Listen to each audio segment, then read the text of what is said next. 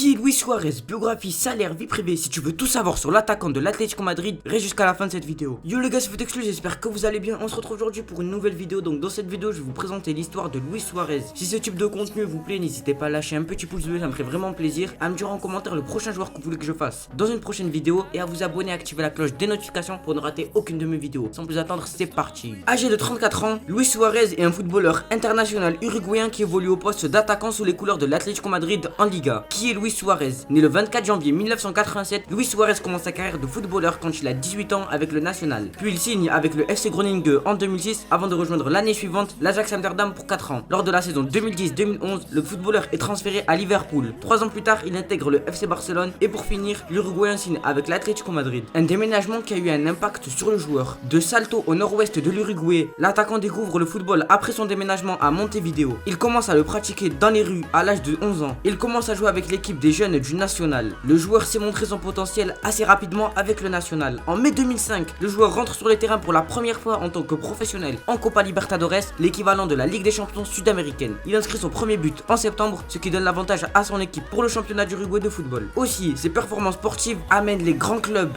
européens à s'intéresser à Luis Suarez. De plus, il devient champion de la première division d'Uruguay 2 années successives, en 2005 et en 2006. Son début de carrière s'annonce réellement prometteur. Une intégration difficile au FC Groningen.